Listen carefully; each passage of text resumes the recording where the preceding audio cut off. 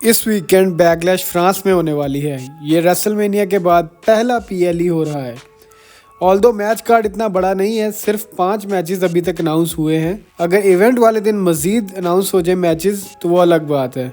WrestleMania के बाद WWE management ने काफ़ी चेंजेस की हैं, जैसे डब्ल्यूडब्ल्यूई ड्राफ्ट के जरिए रेसलर्स ट्रांसफ़र किए और डब्ल्यूडब्ल्यूई फैंस को देखने के लिए फ्रेश मैचेस भी दिए। वीडियो को एंड तक ज़रूर देखें क्योंकि इस वीडियो में हम आपको बैकलैश के प्रेडिक्शंस बताने जा रहे हैं। कौन हमारी नज़र में विनर होगा और कौन लूज़र, और किस सुपरस्टार का बिग रिटर्न हो सकता है।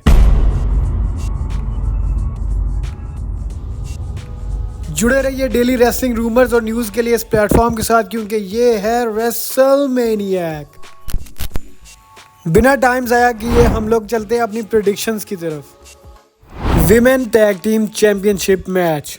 रिसेंटली हमने डैमेज कंट्रोल को स्मैकडाउन से रॉ में ट्रांसफ़र होते हुए देखा है। उनमें current women tag team champion kabuki warriors भी थे। अब उनका मुकाबला बियांका बेलेयर और जेड कारगिल के साथ है। ये तो अंडरस्टूड बात है कि टैग टीम चैंपियंस को सारे ब्रांड्स में टाइटल डिफेंड करना पड़ता है।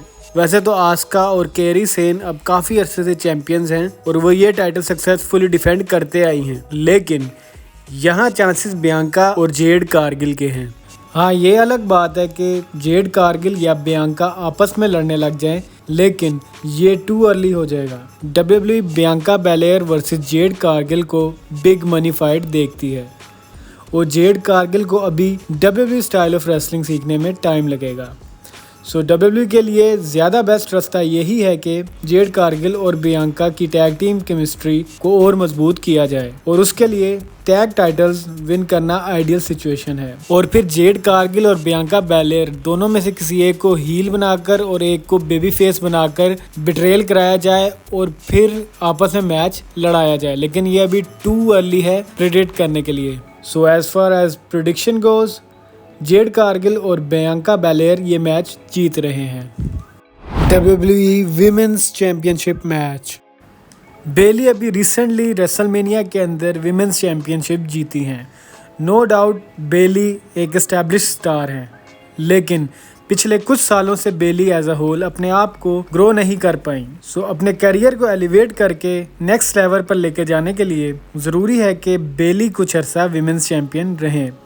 On the other hand, Naomi एक वेटरन और एक रिलायबल स्टार हैं, जिसने इस साल रॉयल रंबल में रिटर्न किया था। Unfortunately it is not the appropriate time for Naomi कि उन्हें एक फैन फेवरेट चैंपियन से चैंपियनशिप दिला दी जाए। नेओमी वैसे भी ज़्यादातर मिड कार्ड में आती हैं, सो नेओमी का ये मैच जीतना नज़र नहीं आ रहा। उसके अलावा Tiffany no doubt buzz create करने में कामयाब हुई हैं और उन्होंने स्मैकडाउन विमेन डिवीजन को ये बताया है कि मैं आ गई हूँ, लेकिन स्टिल ये उनका रुकी एयर है और उन्हें गोल्ड तक पहुँचने के लिए काफ़ी कुछ इम्प्रूव करने की ज़रूरत है। इस वक्त टिफनी को बेल्ट देना टिफनी के साथ ज्यादती होगी और डब्ल्यूडब्ल्यूई फैंस का बैकलैश भी आ सकता है। सो मेरी प्रेडिक्शन ये है कि Bayley will retain the title. Kevin Owens Randy Orton versus the blood line.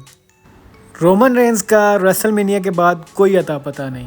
In reality तो वैसे हमें पता है कि वो एक हॉलीवुड का प्रोजेक्ट कर रहे हैं, लेकिन डब्ल्यूडब्ल्यूई की स्टोरी लाइन के हिसाब से बात कर रहा हूँ। ऊपर से ब्लड लाइन में काफ़ी लोगों की एंट्री हो रही है, जैसे टामा टोंगा, और सुनने में आ रहा है कि मे भी इसी मैच में हमें जेकब फाटू भी नजर आए।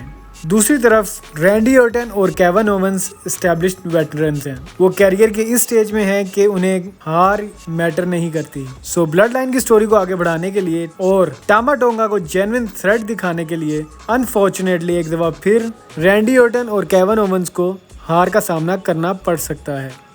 मतलब ब्लड लाइन ये मैच जीत रही है। World heavyweight championship.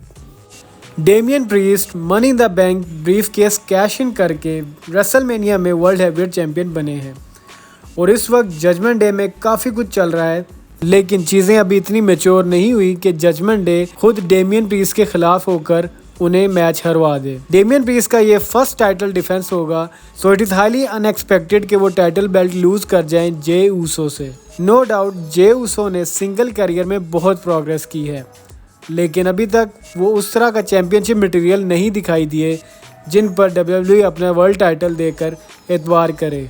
सो ये एक अच्छा क्लोज मैच होगा काफ़ी अप्स एंड डाउन्स के बाद Damian Priest world title retain करने में कामयाब हो जाएंगे।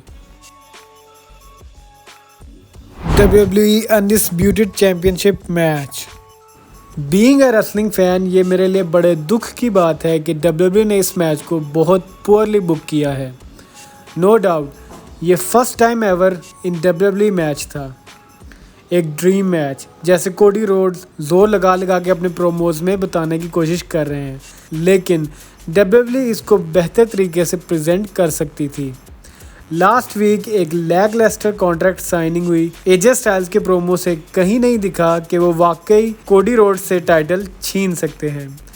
कोडी रोड्स नो डाउट इस वक्त फेस ऑफ द कंपनी है और WWE चाहेगी कि कोडी रोड्स की पॉपुलैरिटी और मोमेंटम को कैश किया जाए, लेकिन AJ Styles versus Cody Rhodes जो रेसलमेनिया वर्दी मेन इवेंट था, इस वीक बिल्डअप से एजे स्टाइल्स कोई बड़ा थ्रेट कोडी रोड्स के लिए नहीं दिख रहे। ये मैच की हद तक 5 स्टार जरूर हो सकता है और इवन बैकलैश का main event match of the year भी हो सकता है, लेकिन सैडली हमें क्लियर विनर का ऑलरेडी पता है कि वो कोडी रोड्स होंगे।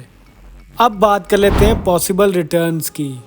सबसे पहले शार्लेट फ्लेयर इंजरी की वजह से काफ़ी अरसे से साइडलाइन है, लेकिन विमेंस चैंपियनशिप मैच में इस बात से कोई डिनाइल नहीं कि वो सरप्राइज दे सकती हैं और बेली के लिए नेक्स्ट ओपोनेंट के तौर पे नज़र आ सकती हैं।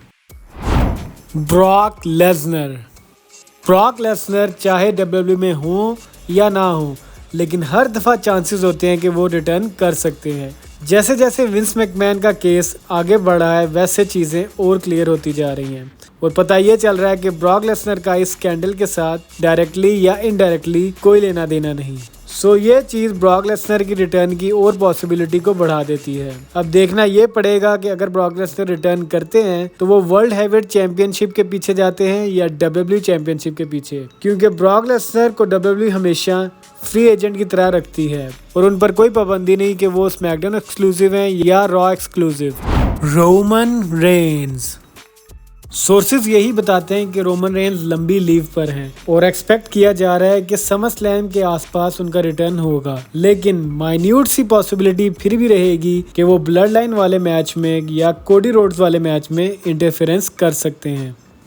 कमेंट सेक्शन में बताएं कि आपको ये वीडियो कैसी लगी। अगर आप डेली रेसलिंग कंटेंट देखना चाहते हैं तो सब्सक्राइब आवर चैनल रेसलमेनियक।